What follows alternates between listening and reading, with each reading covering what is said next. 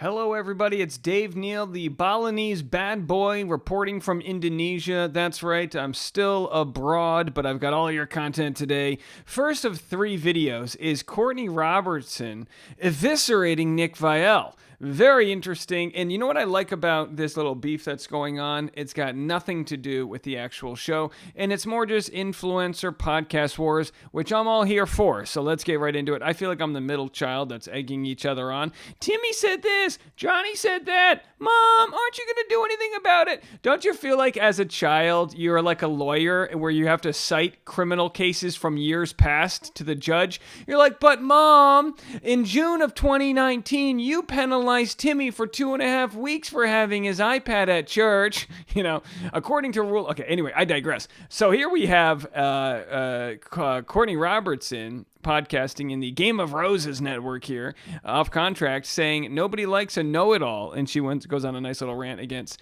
against Nick Viall. We'll get to that in a second. I wanted to shout out to Blake. Someone asked him on his Q&A, Blake Horseman, you should go on Dave Neal's YouTube show. Many of us are fans of your success. And he said, I love Dave and his channel, to be honest. I'm trying to leave I'm trying to leave Bachelor Nation behind as much as possible. I know, I don't feel like a scorned lover. That's okay, Blake. If you do ever want to come on my channel, I would love to talk to you about your DJ career. I find that way more interesting than anything I could ask you about Bachelor Nation. But we'll see if that happens on another day. I will share on today's Bachelor Rush Hour podcast the different alumni that whose podcast I will be going on, and I will talk about that on today's Bachelor Rush Hour, the podcast. Plus, I've got a few unique stories for you, and also a sort of combination of all the other things going on. A daily buffet of Bachelor content. All right, so I'm going to play for you exactly the clip right here, the 5-minute clip of Courtney Robertson interviewing Reality Steve on the Off Contract podcast. Reality Steve has no problem telling you exactly how he feels about Nick. Very fascinating stuff. We'll get to that in a second, but first, let's just hear Reality Steve and Courtney Robertson discuss getting started in podcasting.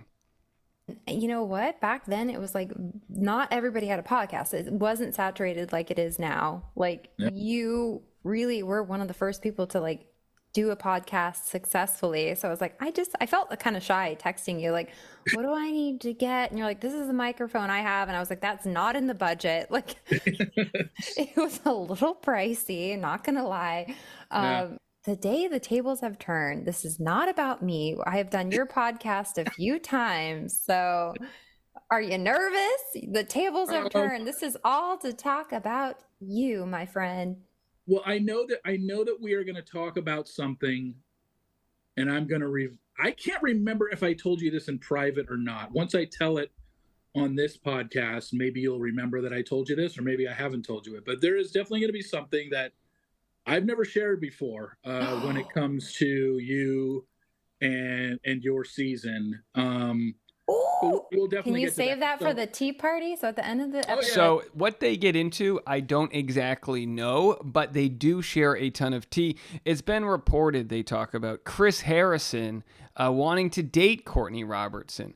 Plus, they talk about the moment that Courtney Robertson found out that her ex-boyfriend Ari Jr. was going to become the Bachelor, and so much else. It's actually a very good interview. It's been praised by all. I mean, they're very good. Technically speaking, Courtney Robertson has a great voice. She's got a great voice, and she's only going to get better as she hones in on interviewing and this and that. Well, here's the clip we have. It's 5.5 minutes long, but let's listen to Courtney Robertson mention that she was going to have Nick Viall on her podcast, calls him flaky, and also calls him a know-it-all.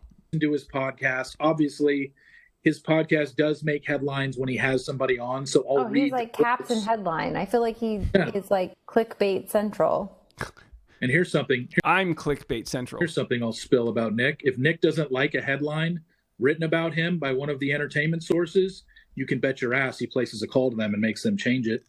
Oh, wow. I mean, we know that, and I don't necessarily I can't necessarily criticize Nick for that. I don't know how I would be. I'm not in Us Weekly headlines, but I would want headlines corrected if I feel like I was misquoted, if that were the case. But of course, what we're talking about also is the squashing of stories and, the game that's played behind the scenes that exists where there's calling people, hey, don't run with this, or try, there's the sort of trying to extinguish stories. In bed with all of them. No, I believe that. I mean, I was at one point dealing with that, and I'd be like, hey, can you change it? Like, because they want to keep you on your good side, like their good side. Like, they want the tea, they want to be in bed. So it's like, they want to keep him on the good side. That's how the Kardashians are. Yeah. And I think that, but Nick is, I understand when the Kardashians do it. You're Nick Viall. You're a reality show. Like, jeez. You think you have some sort of pull? You think you're that big of a deal that you can't get a negative word written about you? Shots fired, my friends. Headline on Us Weekly or People or E or something like that. Like, come on, dude, just have thicker skin. And he doesn't. And no, not at all. I listened to his episode today, and he was talking about how he's just like laid into Zach about how he has no empathy, and he's, I feel like, here's my thing. I feel like Nick has his own map of the world, and like, I hate to say it, but like, nobody likes a know-it-all. And it's like, ask Nick, like, you're not a licensed therapist. Like, you're getting advice from somebody who's just branded himself to give dating advice, right? Wow. Courtney, tell us how you really feel. This is good for podcasting. Courtney's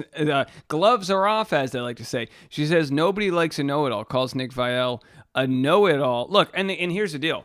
Rightfully, we all can give advice on our podcasts or on our channels. It's a free market. You can, obviously there's certain things maybe you should steer away from. Like Nick shouldn't be giving clinical suggestions to people or what to do with, but as far as like something as harmless, like how do you text back someone after they ghosted you or whatever?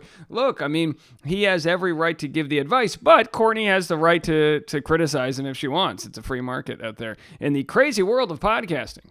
And that's where it kind of rubs me the wrong way. And like, what really rubbed me the wrong way was the interview I listened to with you and him. And it was like, I literally was like, why aren't you just hanging up the call? Like you decided to go on his podcast, right? Like he probably reached out to you like in a nice way. I don't know if people know this. And this was the other way around. I reached out to him and I said, Nick, obviously, I've said some things about you in the past. I've been very critical of you. Why don't you come on my podcast and let's talk about it? And he's like, I don't know if it's a good idea, but how about you come on mine? And he flips it so that he can control the narrative. And that was it was typical Nick, but it was my very first contact with the guy. So I wasn't too versed yet in all the things that Nick Viall is about. And so I was like, you know what? Maybe if I go on his, then he'll come on mine. It was almost like a swap deal. Yeah, and look, let me tell you something. This is almost like when you agree to do... this is like when you and your lady agree to give each other massages. You're like, all right, honey, I'll give you a 30-minute massage, and then you give me a massage. You give her the 30-minute massage, and then she's just like... just sleeping. You're like, all right, I guess I'm not getting a massage. I guess I'll go F myself.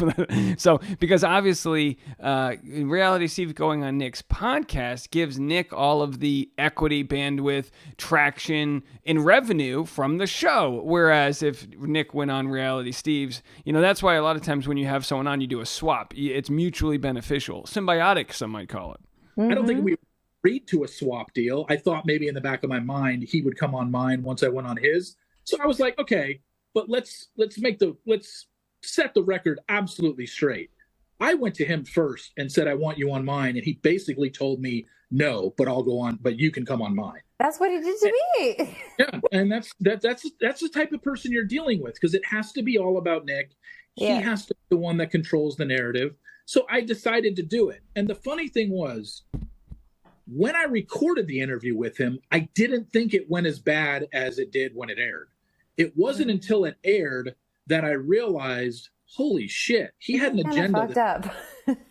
Yeah, and he is... So Reality Steve says Nick had an agenda. Now, we talked to Reality Steve, and we've covered this extensively. The episode's fascinating. the episode that they're referencing, where Reality Steve went on Nick's podcast, and Reality Steve sparred with Nick. They sparred. They had a sort of a fair discussion back and forth, critical, and then afterwards, I say fair because, I don't, yes, there was cutting off of each other and talking over each other, and kind of the unfortunate thing that happens on Zoom where the conversations can just not be, like, you're not in the same room with somebody, but it was clear that there was an agenda by Nick to try to elicit an apology or a way of thinking out of Reality Steve. That's just exactly what it was.